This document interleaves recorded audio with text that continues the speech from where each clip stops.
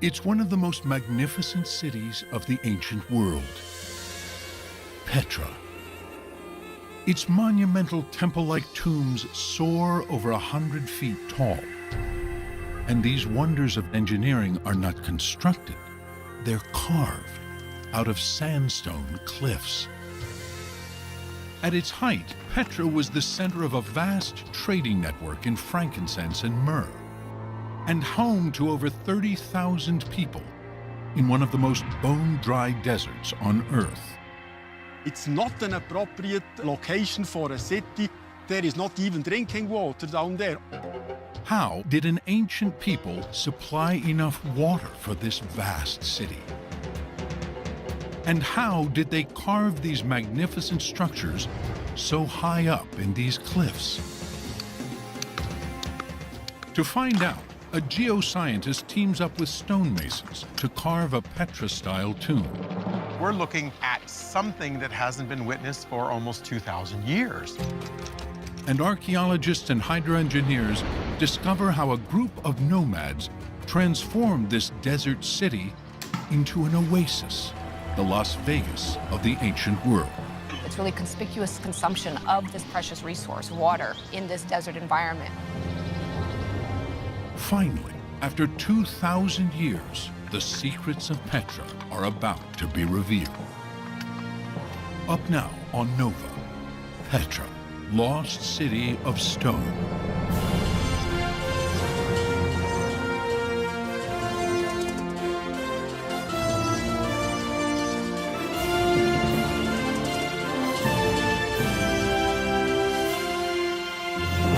Major funding for NOVA is provided by the following: the David H. Koch Fund for Science, supporting NOVA and promoting public understanding of science, and the Corporation for Public Broadcasting, and by PBS viewers like you. Thank you. It's one of the driest places on Earth. Yet concealed among the canyons of this harsh desert in the Kingdom of Jordan is a magnificent ancient city, Petra. For over 1,000 years, its location remained hidden, protected by fortress-like cliffs and Bedouin tribes who fiercely guarded its secret. Then, in 1812, a Swiss adventurer disguised as an Arab pilgrim risks his life to search for the legendary city. Johann Ludwig Burckhardt makes his way through the Sieg, a dramatic canyon rising almost 600 feet that twists and turns for nearly a mile. Near its end, the canyon widens to reveal a towering, temple-like facade.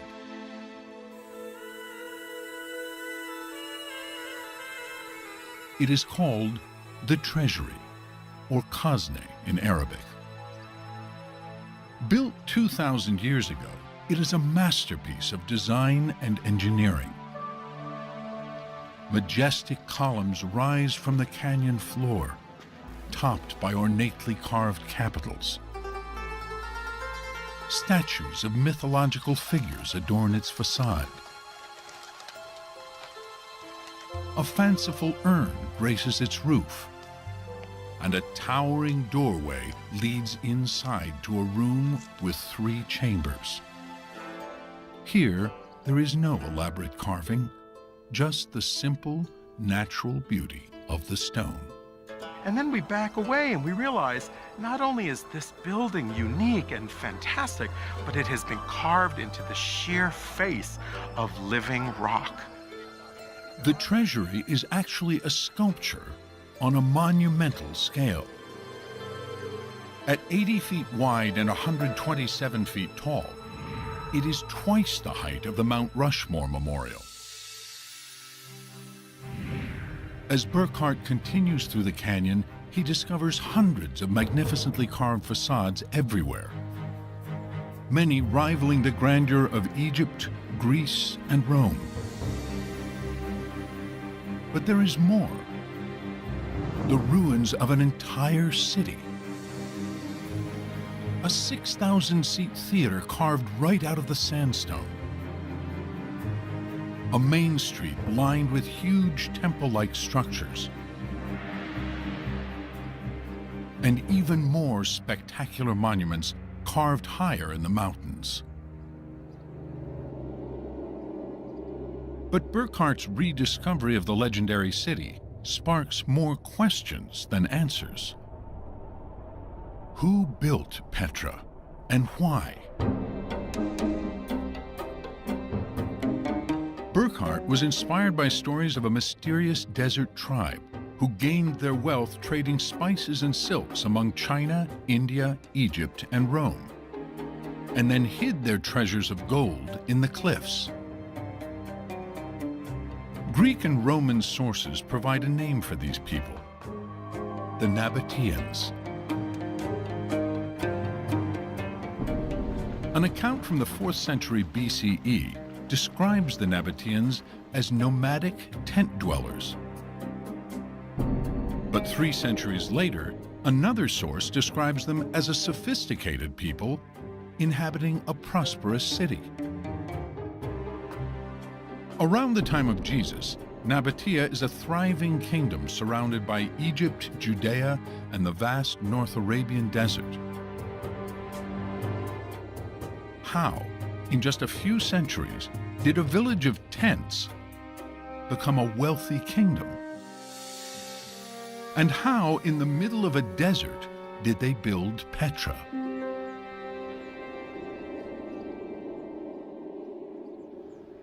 Tom Paradise has spent over 3 decades trying to find out. He's a geoscientist who specializes in preserving ancient structures. Alongside the treasury, he sees strange square marks that could be a clue to how it was built. Are these marks the remnants of where an ancient scaffold was anchored to the cliff face? For many years, people considered these to be holds for wooden scaffolding that may have been used for the actual carving. But Paradise has doubts. If these are scaffolding marks, why did the Nabateans leave them here? And why are they found nowhere else in Petra? Paradise believes the real reason for the marks may be tied to the fanciful name given to this monument centuries ago. This building is called the Khazne. It is the treasury. And so legend goes back millennia that this housed riches. Because it is known as the treasury, people have searched it for treasure. Bullet holes riddle the urn at the top. And these marks may be footholds to climb up and get a closer look. We think maybe those footholds were carved for the purpose of raiding the upper parts of the Khazne, looking for the treasure. But the urn holds no gold. It's solid rock. The only treasures here are the magnificent sculptures. Whatever the true purpose of these marks, Paradise is certain they're not for scaffolding. After all, in this desert, wood is relatively scarce. So how on earth could the ancient Nabateans carve such a huge monument so high up in the cliff face without scaffolding? Paradise has a bold plan to find out. That go all the way down to the top. Working with a team of stonemasons, they will try to carve a Nabatean-style facade for the first time in 2,000 years. I may be sitting on the answer to the age-old question as to how were these facades carved. At the same time, archaeologists and hydro-engineers are investigating how the Nabateans could even survive in this bone-dry environment. The entire hydraulic infrastructure was built, as I think I may prove, following one master plan. Their groundbreaking discoveries are revealing the engineers of Petra were not only masters of stone, but also of water, transforming a desert city into the Las Vegas of the ancient world. Now, can scientists finally uncover how a nomadic tribe built this city of stone? And why Petra ultimately vanished into legend.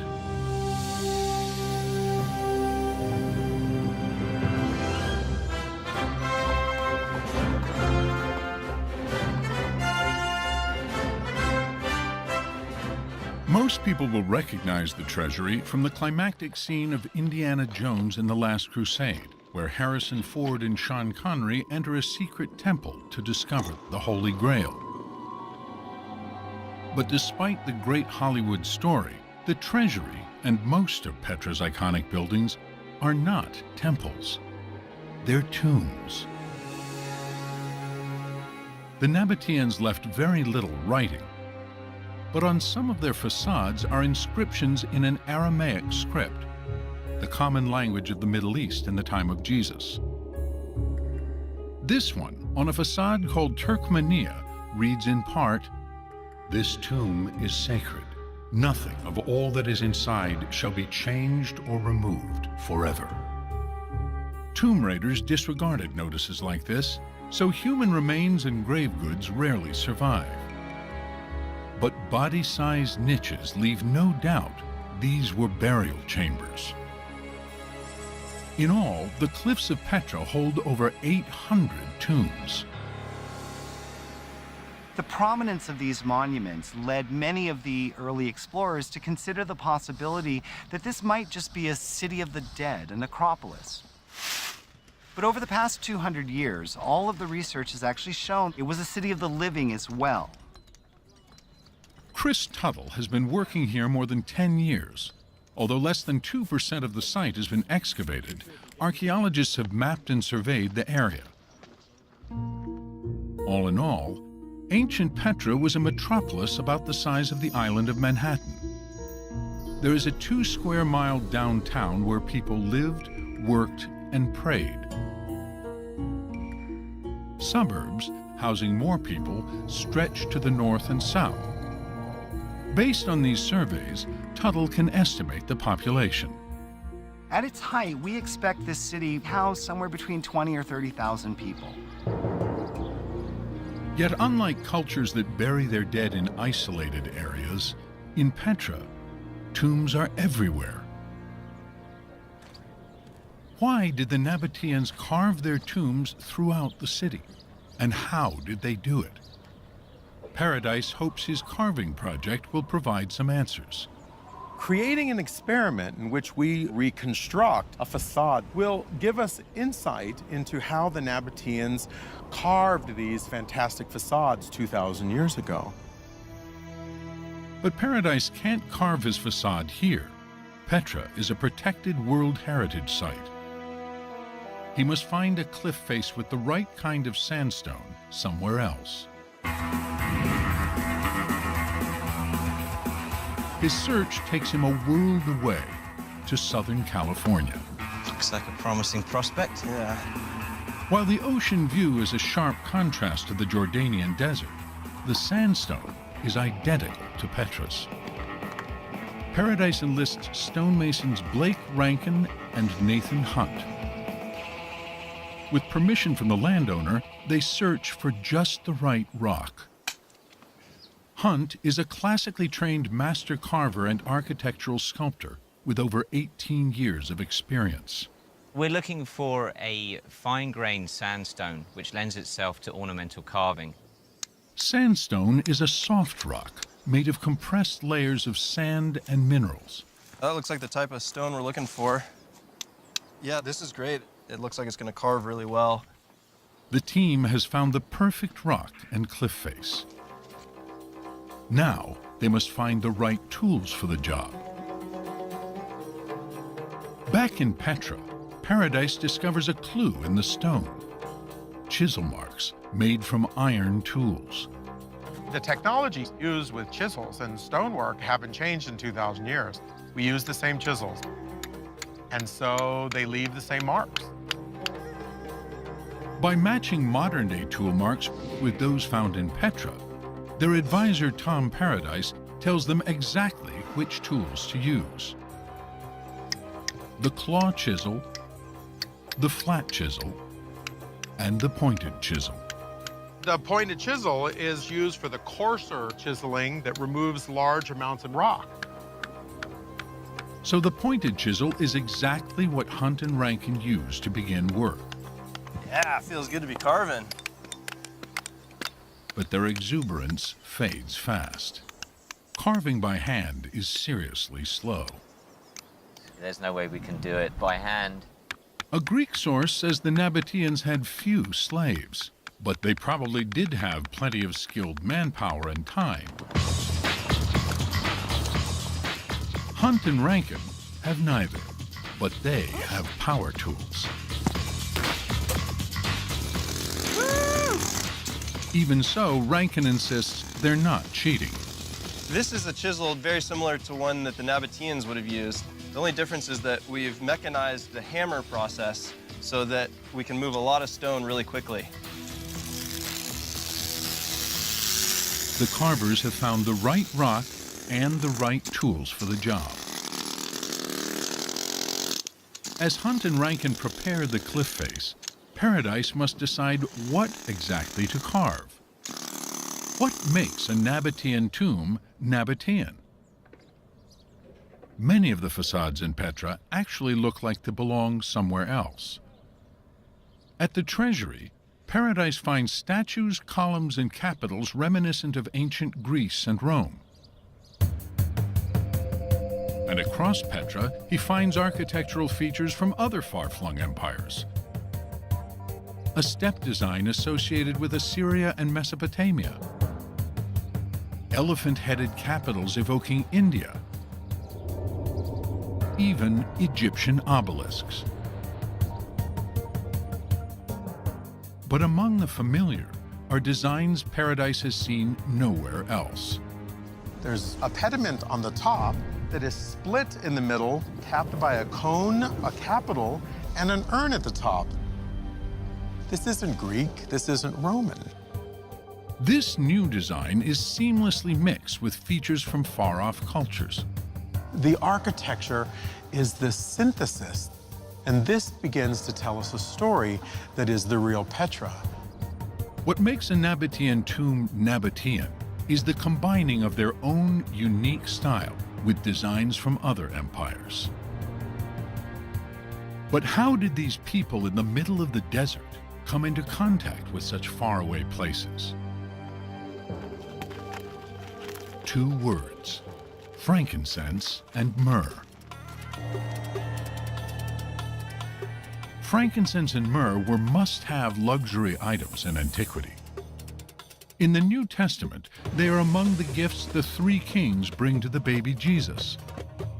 Made from dried sap from trees in the southern Arabian Peninsula, they were burned obsessively in religious ceremonies in Egypt, Greece, and Rome. But to get that incense to consumers throughout the Mediterranean, it first had to be transported through the desert.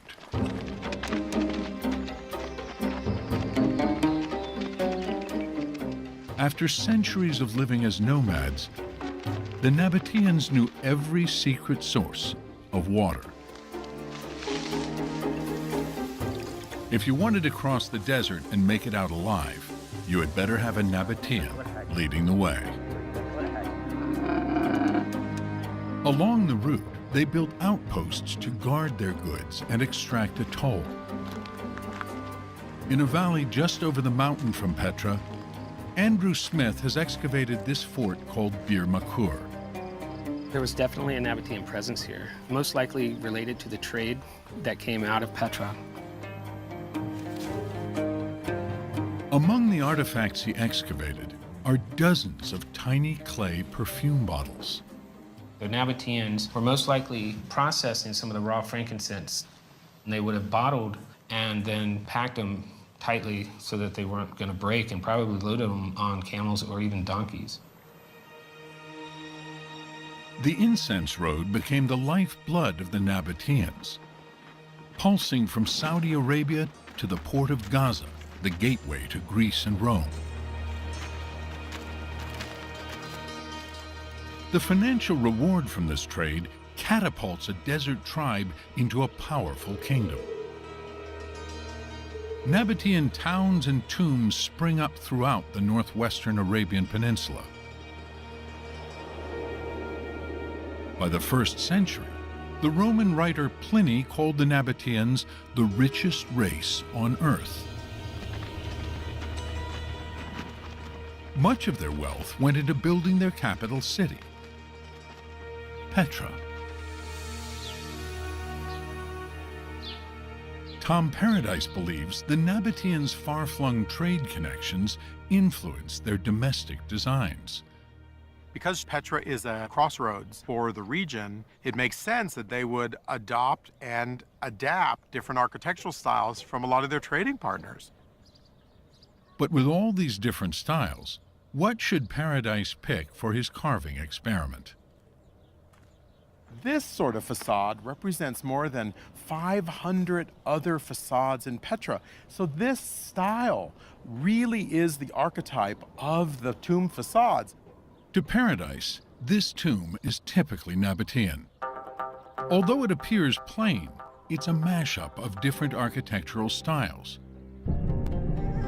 It has the remains of a Greco-Roman doorway, Nabatean capitals, an Egyptian cornice, and a design from Assyria that may represent a stairway to heaven, called a crow step. But when the carving team transfers the design to California, it isn't wide enough to fit the rock. You never really know how it's going to work in the stone until you get started. We think it's going to look a lot better if we widen the facade. But how will making the facade wider affect the design? Make each block of the crow step 7 by 7 inch. This would be the edge of the crow step. That'd be great. Grappling with this problem, the team may shed light on a mystery that has confounded scholars for decades.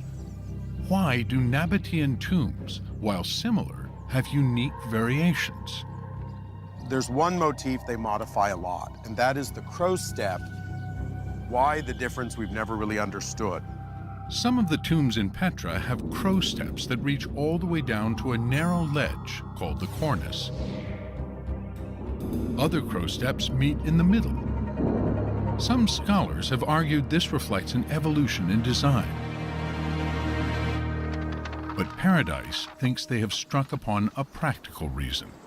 As we make the facade wider, it really requires us to take the crow steps all the way down to the cornice.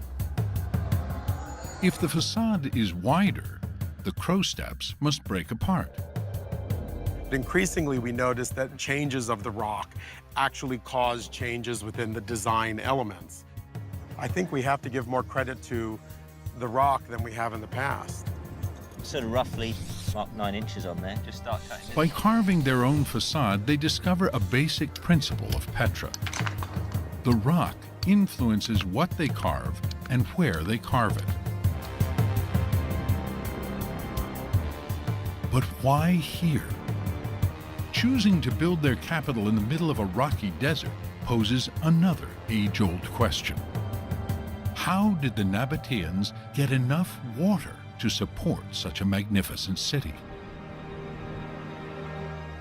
One clue is here in the city center, at a structure known as the Great Temple. Its monumental stairway leads to a large stone platform surrounded by over 100 columns. Holes in the courtyard show there are channels running underneath it. It's running under the paved floor. Oh, that'll do it. Sue Alcock leads a team from Brown University to investigate. If we could make all this surface architecture go away, just kind of magically lift it up and look down, I think we'd see quite a network of these channels and canals. She may be short on magic, but Alcock does have another way to look below the surface. A technology called GPR, ground penetrating radar. Excavation is inherently destructive. This is a way to get a look at what's down there in the same way you would go in for an X-ray perhaps before you went in for a surgery. The radar sends a high-frequency radio wave into the ground. When the wave passes through different materials, like from stone to soil, part of the wave is reflected back. But the speed of the wave changes depending on the material, slower for soil, faster through air. Detecting these changes is how the GPR sees where the channels are. The team systematically drags the radar back and forth across the courtyard. There's some kind of a channel right there. Oh yeah, look at that. Beneath the Great Temple is a network of channels that looks like plumbing. Intriguingly, the channels seem to extend beyond the courtyard. When we look at Petra, we often tend to think about building by building. And I think it was all tied together. Alcock believes these channels are evidence of a massive citywide water system. Petra was an urban center, and it had urban water supply. There's just one problem with this theory. Petra is in one of the driest places on the planet. If the Great Temple is indeed the heart of a vast engineering system that supplied an entire city with water, where is all that water coming from?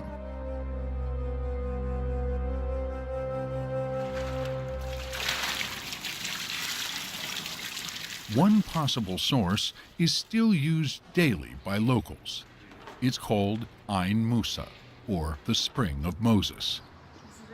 Alison Mickle and Cecilia Feldman of Brown University's survey team join hydroengineer Charles Ortloff to investigate.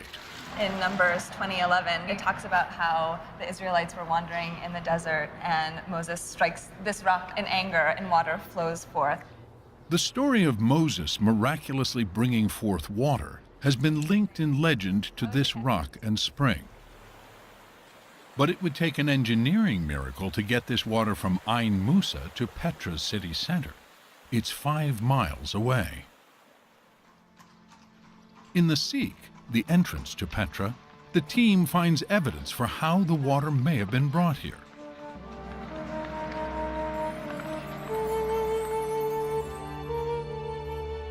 Running along the side of the path is a narrow channel which has imprints of what were once enclosed ceramic pipes. If you look inside of the channel, you can see the actual imprints of ceramic sections that are roughly about 1/3 of a meter long.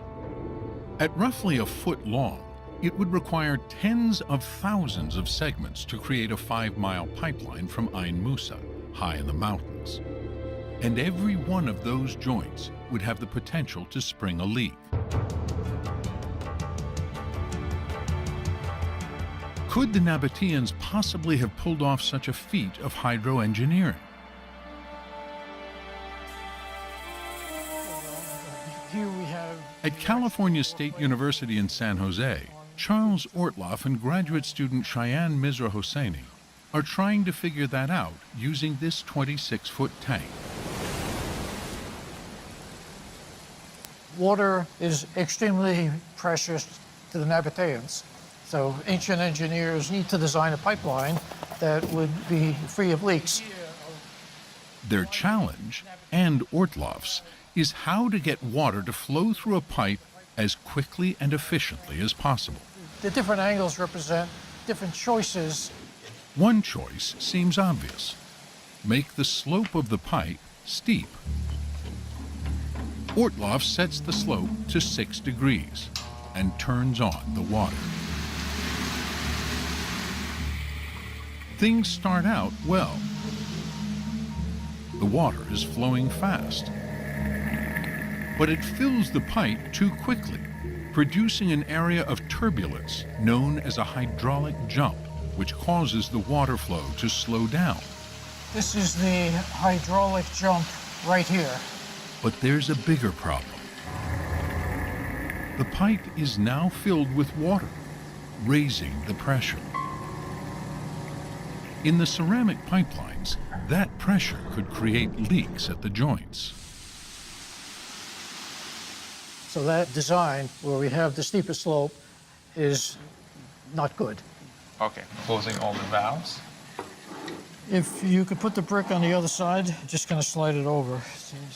Ortloff adjusts the slope of the pipe to 4 degrees. A little more. Yeah, there we go. Got it. A small change in the slope, just 2 degrees shallower, has a big impact on the speed of the water. The big surprise here is that we have only changed the slope by 2 degrees, and yet we have a completely different flow pattern. The flow is fast. And in this test, the pipe never completely fills with water, which would be good news for PETRA's plumbers. The entire flow has an exposed airspace above the surface, and this will prevent leakage in the system. With the help of modern-day tools, Ortloff has shown that the best design for delivering water fast and leak-free is a 4-degree slope.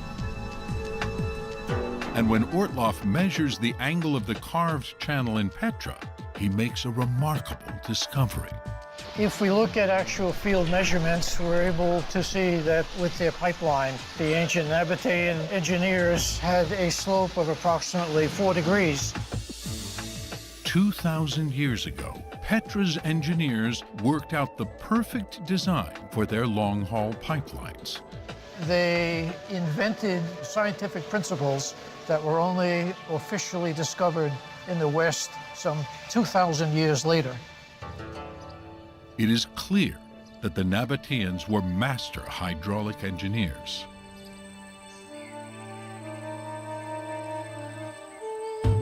But water is not the only scarce resource in the desert.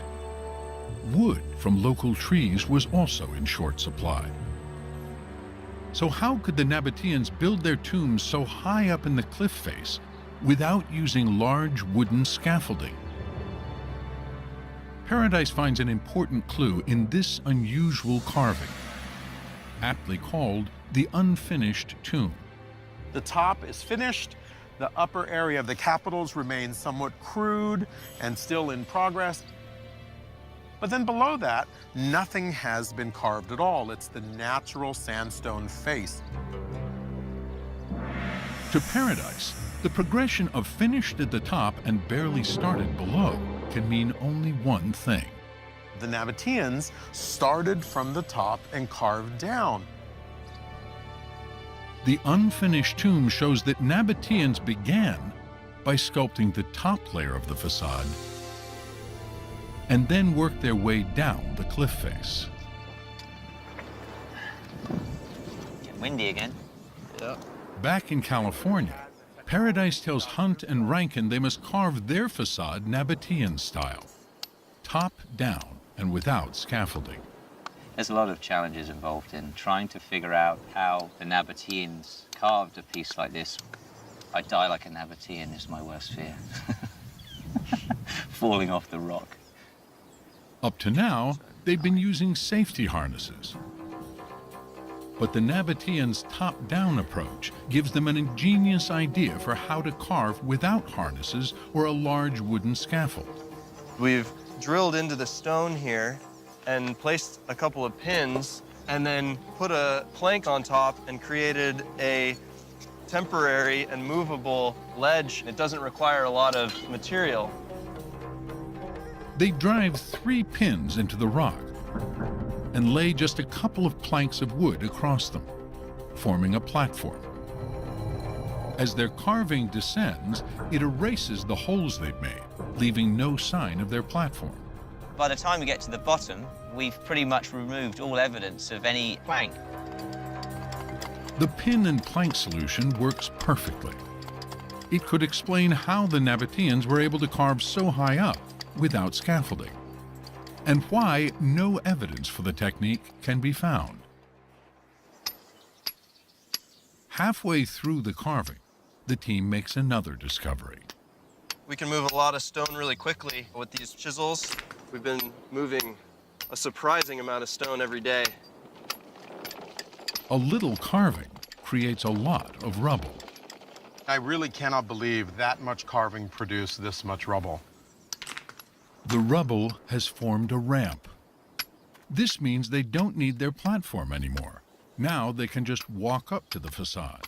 When we see this much material being produced from the carving, we now realize that we create ramps from this rubble that gives you access to the facade for the stone carvers. Combining the clues found in Petra with the discoveries in the carving project, a new theory emerges for how the Nabateans may have carved the treasury. They begin by climbing to the top. Here, they cut a narrow ledge into the cliff face.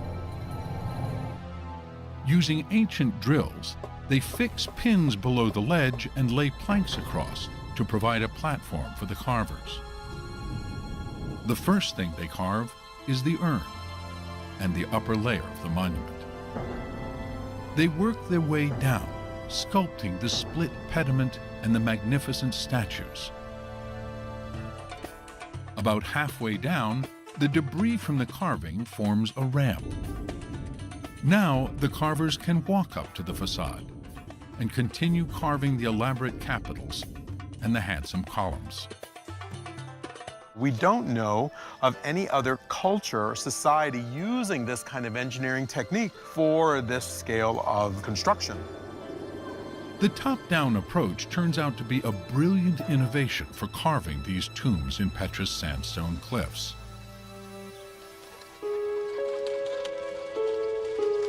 But carving is only part of the treasury's grandeur. Its impressive location commands the head of the canyon and the entrance to the city. Yet the same narrow canyon that creates this dramatic reveal can also be a death trap. These amateur videos capture a rare but deadly desert hazard: flash floods. Petra's average annual rainfall of just a few inches can hit all at once and pour down this gorge with lethal force. Flash floods took the lives of 22 French tourists here in 1963, and even today could damage the treasury. Willy Bellwald, a Swiss architect and archaeologist, has come to Petra to protect both tourists and the treasury. He's searching for clues to how the Nabateans held back the floods. When they decided to carve this facade into the cliff, they had to do something against flash floods in wintertime. Next to the treasury is a narrow gorge. Here, Bellwald finds huge blocks mortared together to form an ancient dam. It's 2,000 years old and still totally preserved. But this one dam would not be enough to protect the treasury. So Bellwald is on the hunt for more dams. While the landscape appears to be plain rock, to Bellwald it is packed with clues. He notices different colors on the canyon wall. Above this line, the stone is dark. Below, it's lighter, which Bellwald believes is caused by mineral deposits from water once stored here in a reservoir. Following this waterline brings him to an area where two deep grooves have been carved into the canyon walls. The grooves show where a dam once stood. All these dams had to be anchored into the cliffs on both sides that they could easily withstand the pressure of the retained water. Following these clues, Bellwald has uncovered an ancient Nabatean dam system. The Nabateans built 5 dams. And to make those dams even more effective, they carved a channel 140 feet long and 16 feet deep to reroute some of the water. This created a large area to store overflow and reduce the force of the water before it reached the treasury. It's an engineering feat almost as impressive as the treasury itself. They realized that if they divert the water, they allow the water to spread out to a much bigger surface, and this reduced its speed tremendously. It worked perfectly. So perfectly, Bellwald can't improve on this design. Today, a team is repairing this ancient dam network so it can once again protect the treasury. If we want to keep the treasury for the future, we have to protect it again as 2,000 years before from flash floods, and that's exactly what I'm doing. Because the threat of floods was so great, Bellwald believes the Nabateans must have built the dam system and the treasury at the same time. In fact, scholars now believe the grand tombs, the city center, and the water systems, most of the ancient city of Petra, were built within 100 years around the birth of Jesus. The entire hydraulic infrastructure of Petra was built following one master plan. So just how much water did that system provide? Back in San Jose, Charles Ortloff is figuring that out. These are the main supplies of water from all of the cisterns, all the dams. Ortloff has mapped every water feature he and other archaeologists have discovered. 8 springs for fresh drinking water, 36 dams to protect the city from flash floods, over 100 cisterns and reservoirs to collect and hold rainwater, and 125 miles of pipeline to connect many of these features into one integrated water system. From the map and his flume experiments, Ortloff can estimate the total amount of water available to Petra's 30,000 people. If you sum up all of the water from various sources, that would lead to 8 liters per person per day. 8 liters is about 2 gallons. In a world before showers and washing machines, that's more than enough water to survive on. In fact, new discoveries revealed that the Nabateans had enough water to transform Petra into a desert oasis. Evidence of that water surplus is being found right next to the Great Temple, in a large open terrace. It was named by early explorers as the Marketplace. So when Leanne Bedal began digging here in 1998, that's what she expected. Because it had been called a marketplace, I came in prepared to excavate a market. But as she began digging, at 8 feet deep, she discovered waterproof cement. So we knew that we had something containing water, something deep. Her team excavated further and discovered a subterranean structure. We have the southwest corner here, and directly to the north is the northwest corner. Bedal located all 4 corners to discover overall dimensions of 140 by 80 feet, nearly the size of an Olympic swimming pool. Then, in the middle, she found evidence of a stone platform, and surrounding the sunken structure, channels, likely used for irrigating a lower terrace, where soil samples suggest the area had been cultivated. When she puzzles the evidence together, Bedal concludes the marketplace was in fact a huge ornamental pool complex, including an island pavilion and a garden on a terrace below.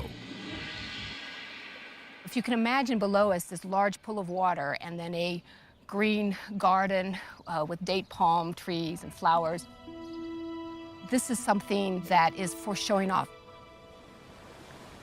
Throughout the city center, archaeologists are finding other decorative water features, like fountains and a canal running beside a colonnaded street. It's really conspicuous consumption of this precious resource, water, in this desert environment. Conspicuous consumption of water in the middle of a desert? It seems Petra resembled another flashy desert destination.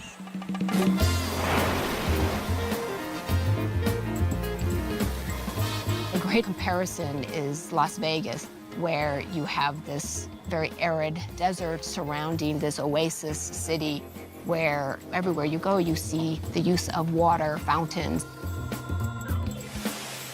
By diverting a precious resource into a wealthy center, it sends a message to anybody who sees it that this is a place of wealth and power. For ancient visitors, after days of traveling on camel through the hot, parched desert, entering this oasis city must have made a powerful impression. Petra's luxurious pools and internationally inspired architecture likely sparked the legends that echoed through the ages.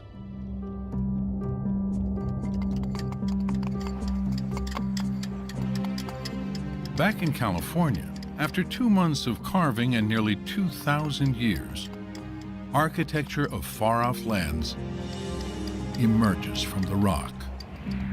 We've got Assyrian, Egyptian, Greco-Roman, but you put it together, you stand back, and it's Nabatean. And now it's a little bit Californian. That's right. Whether the Nabateans were carving tombs for the dead or water channels for the living, their mastery of stone was the key to Petra's wealth and beauty.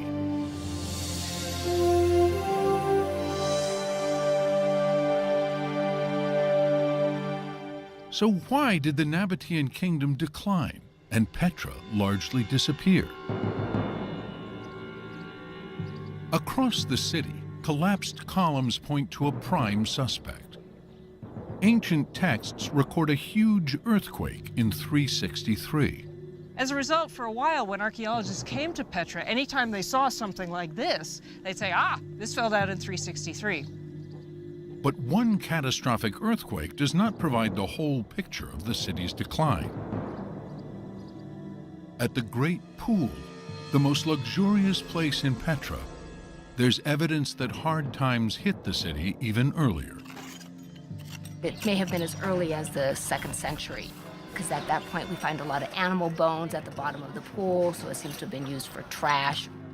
Found in the Great Pool, this layer of fallen rocks dates to around the 363 quake. But below that, the layer of soil containing the animal bones indicates the pool filled in at least 100 years before. And there is evidence of more destruction 100 years after the Great Quake, which may have fatally weakened the city's protective dams. Large sections of Petra's main street are missing pavers. Tom Paradise believes they were washed away in a catastrophic flash flood. The floodwaters rushed down through Petra city center, ripping up cobblestones. This flood inundated the city and may have marked the end of Petra's golden age. Ironically, the very water that brought life to Petra may also have contributed to its demise.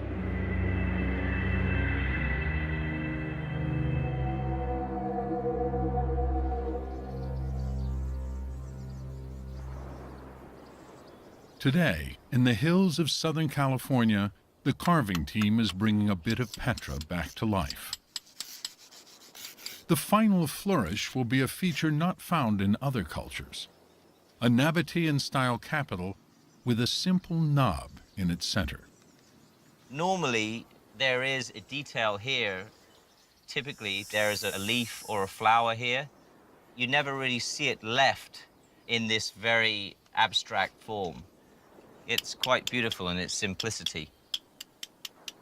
Paradise believes the Nabateans choose this simple form out of respect, almost reverence, for the sandstone.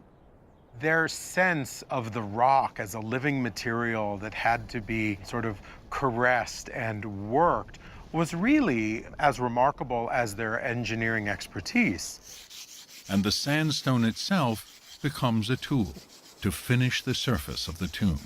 Using the same stone that we carved off the rock, I'm just rubbing the last little stages, just kind of carefully finishing off that last surface.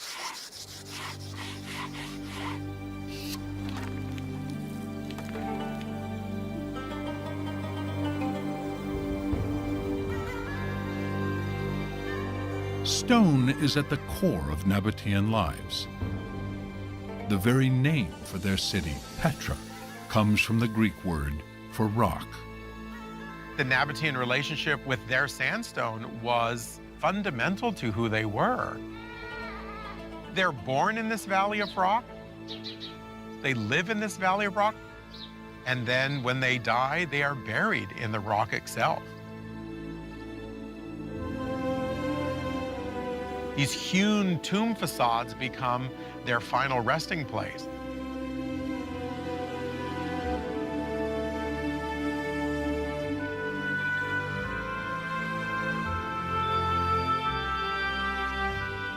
Each year, over 500,000 tourists retrace the steps of the explorer Johann Ludwig Burckhardt and gaze up in awe at the treasury.